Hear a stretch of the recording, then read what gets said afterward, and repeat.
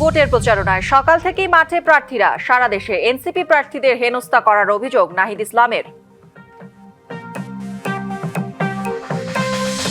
নির্বাচনী জনসভায় যোগ দিতে কাল রাজশাহী যাচ্ছেন তারেক রহমান। বরণে চলছে প্রস্তুতি, বিশাল জনসমাগমের আশা নেতাদের।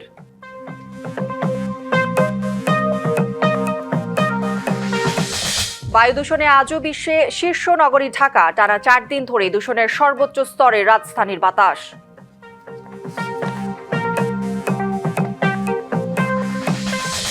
এবং অবতরণের সময় ভেঙে পড়ল বিমান, ধরে যায় আগুন। মহারাষ্ট্রের উপমুখ্যমন্ত্রী অজিত পাওয়ার সহ নিহত অন্তত 6 জন। স্বাগত ডিবিসি সংবাদে। দেখছিলেন নাসির সিনটেক্স অ্যালুমিনিয়াম সংবাদ শিরোনাম। এবার জানাবো খবরের বিস্তারিত। আপনাদের সাথে আছি আমি কাঞ্জুম কৌরি। ভোটের প্রচারণায় মুখর রাজধানী ঢাকা। সকাল থেকেই প্রার্থীরা ছুটছেন ভোটারদের কাছে। নানা প্রতিশ্রুতির পাশাপাশি রয়েছে পাল্টাপাল্টি অভিযোগ।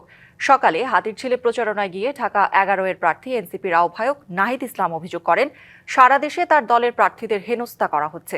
নাহিদ জানান, অনেক পার্ক, খেলার মাঠ দখল হয়েছে, মাদকের প্রকাশ্য কারবার চলছে।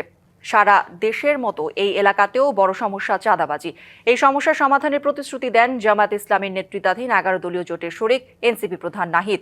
এদিকে সকালে ঢাকা 9 আসন সবুজবাগ, মুগদা ও খিলগাঁও এলাকায় প্রচারে পাল্টা প্রার্থীদের হেনস্থার অভিযোগ আনেন বিএনপির প্রার্থী হাবিবুর রশিদ হাবিব।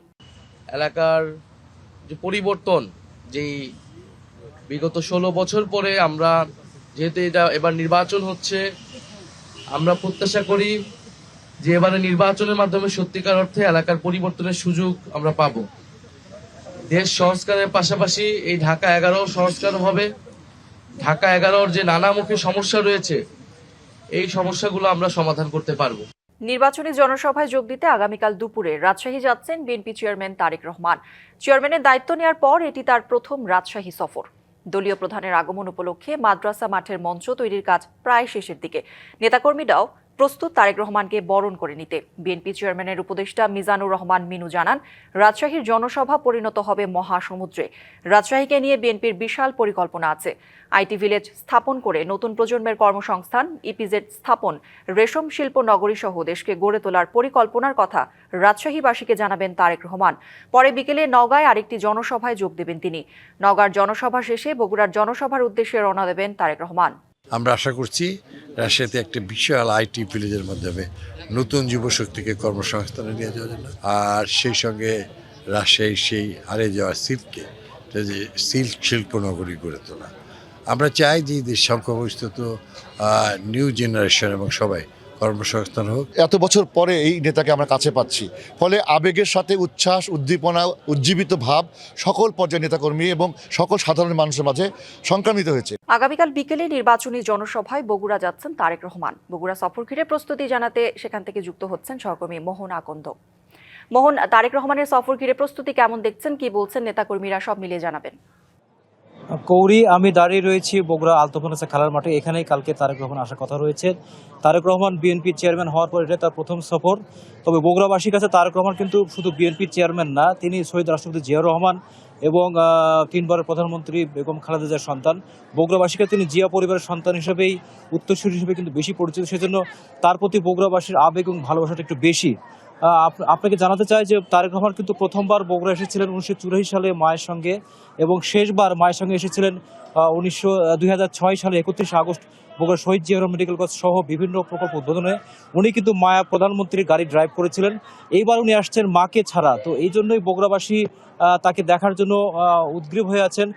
এই মাঠে আমি দেখাচ্ছি যে এখানে জনসভা হবে এবং বিএনপি নেতাকর্মীরা এখানে মঞ্চ প্রস্তুত করছেন এবং তদারক করছেন।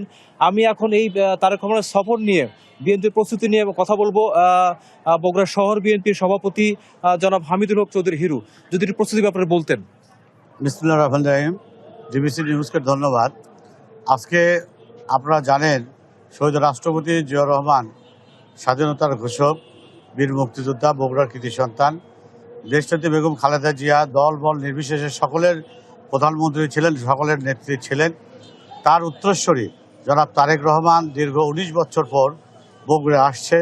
এই কারণে বগুড়াবাসী আজকে অত্যন্ত আনন্দিত যে তাদের সন্তান তাদেরকে এক নজর দেখার জন্য সারা বগুড়াবাসী, সাধারণ নেতা কর্মী সকলেই আজকে অত্যন্ত আনন্দিত, উত্তেজিত।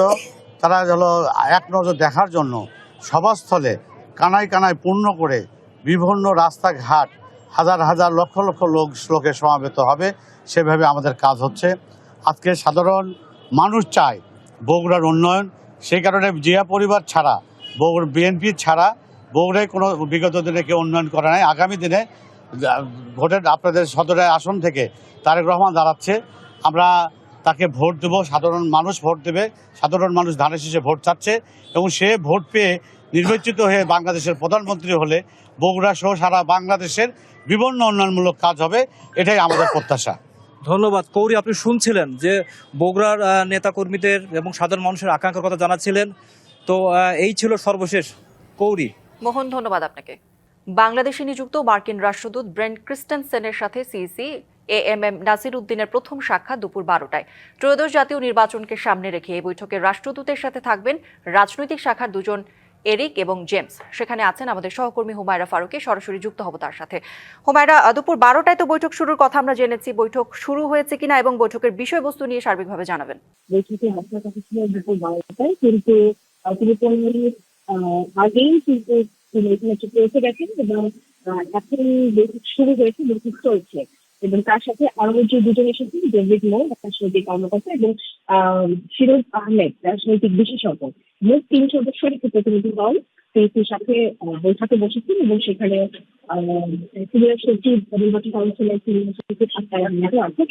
এবং আমরা যদি ধরে নিচ্ছি যে সেখানে আমরা যে কর্মকর্তারা এসেছেন তাদের সাথে আমরা দেখা দিয়ে জানতে চেষ্টা করেছিলাম, নির্বাচনকে সামনে রেখে মার্কিন রাষ্ট্রদূত বাংলাদেশে নিযুক্ত হওয়ার পর প্রথমবারের মতো প্রথম নির্বাচন কমিশনের সাথে বৈঠকে বসেছেন এবং নির্বাচনের সার্বিক যে প্রস্তুতি, আইনশৃঙ্খলা পরিস্থিতি কেমন, প্রস্তুতি কেমন, নির্বাচন কমিশনের প্রস্তুতি কেমন, রাজনৈতিক দলগুলোর অংশগ্রহণ প্রস্তুতি, সার্বিক বিষয়গুলো নিয়ে বৈঠকের এবং তারা আলোচনা করছেন, কথা বলছেন এবং এরপরে আমাদের সাথে কথা বলতে এখন পর্যন্ত তিনি জানিয়েছেন যে আমাদেরকে একটি লিস্ট জানাবে কি কথা হলো ভিতরে নির্বাচন কমিশনের পক্ষ থেকেও আমাদেরকে জানানো হবে যে কি নিয়ে তারা আলোচনা করলেন। তো কৌরি, এখন পর্যন্ত এই ছিল আমার কাছে সর্বশেষ। পরবর্তী করতে কোনো হতে আসার মধ্যে আমি আপনার মধ্যে তার জানিয়ে দেব। হুমায়রা, ধন্যবাদ আপনাকে। দেশ জুড়ে বইছে নির্বাচনের জোর হাওয়া। 12ই ফেব্রুয়ারি হবে ত্রয়োদশ জাতীয় সংসদ নির্বাচনের ভোট গ্রহণ। এ নিয়ে কি ভাবছেন সাধারণ মানুষ থেকে শুরু করে আগামীর জনপ্রতিনিধিরা? সে কথা জানাতে ডিবিসি নিউজের ইলেকশন এক্সপ্রেস ছুটে যাচ্ছে সব সংসদীয় আসনে। এখন রয়েছে সংসদীয় আসন 181, ঢাকা 8-এ।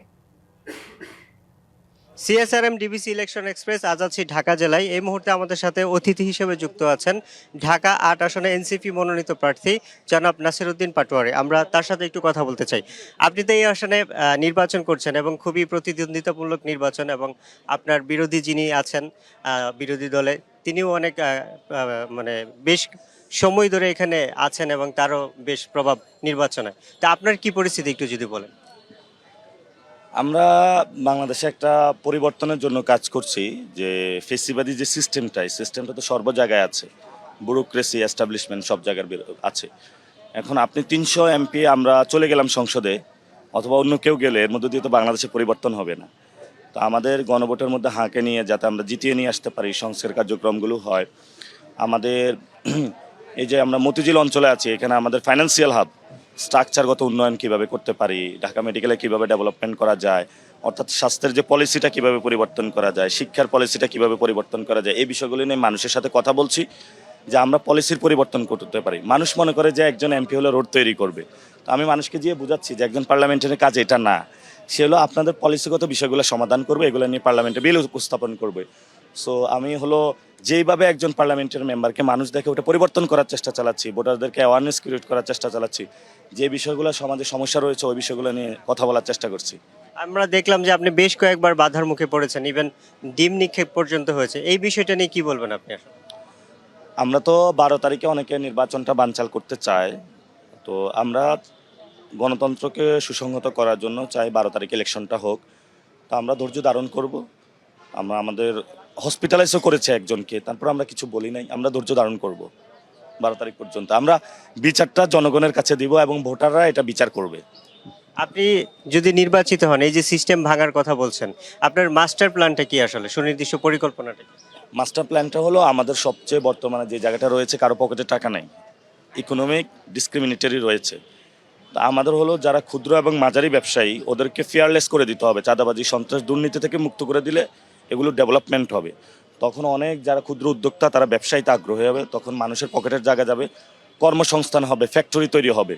আমার মূল জায়গাটা হলো ইকোনমিক ডিসক্রিমিনেটরি যেটা আছে সেটা রিমুভ করা, যাতে হলো বাংলাদেশ একটা ভালো জায়গা। আপনার পকেটে টাকা থাকলে পরে না রাজনীতি করবেন, আপনার খাবার তো থাকতে হবে, পেটে জামা কাপড় থাকতে হবে, ঘর থাকতে হবে, পরে রাজনীতি সব কোন দল কে করবে সেটা পরে না। আমাদের তো এই ব্যবস্থাপনায় নাই এখনো। ফলত এই জায়গাটা কাজ করার জন্য ব্যবসায়ীদের ইজি গোয়িং পরিবেশ করে দিতে হবে, স্বাস্থ্য খাতে উন্নয়ন করতে হবে, তাহলে কেউ আর ইন্ডিয়া যাবে না। এখন সারাদিন যদি আমি ইন্ডিয়াকে গালি দিয়ে তো লাভ নেই, দেশ তো আগে ঠিক করতে হবে। শিক্ষা ব্যবস্থা বিভিন্ন দেশে চলে যাচ্ছে শিক্ষা ব্যবস্থার জন্য, দেশ তো আগে ঠিক করতে হবে। আমাদের স্কুল কলেজের যে ম্যাথের টিচার নাই, ইংলিশের টিচার নাই, তাহলে সে কীভাবে ম্যাথ শিখবে? তো আমাদের স্বাস্থ্যের যে পলিসি এটা ঠিক করতে হবে। তো আমরা যখন শিক্ষা, স্বাস্থ্য আর ইকোনমিক এই তিনটা জায়গা নিয়ে আমি ফোকাস করতেছি, যাতে তিনটা জিনিস জায়গাটা ইজি গোয়িং করে দেওয়া যায় এবং বাংলাদেশে মানুষের আমূল পরিবর্তন হয়। আমাদের সাথে যুক্ত হওয়ার জন্য আপনাকে অসংখ্য ধন্যবাদ। সিএসআরএম ডিবিসি ইলেকশন এক্সপ্রেস আজ সারাদিন থাকবো এই জেলায়। পরবর্তী সংবাদে নতুন কোনো প্রার্থী নিয়ে আপনাদের সামনে হাজির হব। ততক্ষণ আমাদের সাথে থাকুন, ভালো থাকুন। শীতে চাঁপাইনবাবগঞ্জ সদর হাসপাতালে বেড়েই চলেছে ডায়রিয়া, রোটাভাইরাস, নিউমোনিয়া আক্রান্ত শিশুর সংখ্যা। এদিকে সারা দেশে দিনের তাপমাত্রা বাড়লেও রাতে কমতে থাকে তাপমাত্রা, এতে বেশি অসুস্থ হচ্ছে শিশুরা। সকালেও অতিরিক্ত রোগীর চাপ দেখা যায় চাঁপাইনবাবগঞ্জ জেলা হাসপাতালে। প্রতিদিন নিউমোনিয়া সহ ঠান্ডাজনিত নানা রোগে আক্রান্ত শিশুরা অস্বাভাবিক হারে ভর্তি হচ্ছে জেলা হাসপাতালে। চিকিৎসা নিতে আসা রোগী ও স্বজনরা বলছেন, হঠাৎ করেই পাতলা পায়খানা ও বমি শুরু হয়। এ কারণে অনেকে বাধ্য হয়ে চিকিৎসা নিতে আসছেন হাসপাতালে, কিন্তু অতিরিক্ত রোগী থাকায় ভর্তির পর বেড না পেয়ে বারান্দার মেঝেতেই চিকিৎসা নিতে হচ্ছে তাদের। হাসপাতাল কর্তৃপক্ষ জানায়, প্রতিদিন ৮০ থেকে ৯০ জন ডায়রিয়া ও নিউমোনিয়া আক্রান্ত রোগী ভর্তি হচ্ছে। এছাড়া গত এক সপ্তাহ ধরে ৭০০-র বেশি শিশু চিকিৎসা সেবা নিচ্ছে। বায়ু দূষণে আজও বিশ্বের নগরীগুলোর মধ্যে শীর্ষে রাজধানী ঢাকা। ৪ দিন ধরে টানা বায়ু দূষণে শীর্ষে থাকছে ঢাকা। সকাল 8:15টার দিকে মিশরের রাজধানী কায়রোর সঙ্গে একটি বায়ুর মান নিয়ে শীর্ষে ছিল এই নগর। দুই নগরীর বায়ুর মান ছিল 274। বায়ুর এই মানকে খুব অস্বাস্থ্যকর বলে গণ্য করা হয়। তবে নগরীর 4 স্থানে বায়ুর মান 300 ছাড়িয়ে গেছে। দূষণের সর্বোচ্চ স্তর এটি। বিশেষজ্ঞরা বলছেন, অসহনীয় বায়ু দূষণে নানা শারীরিক সমস্যায় পড়ছেন নগরবাসী। সংবাদে এই ছিল এখনকার মতো। ডিবিসির সঙ্গেই থাকুন।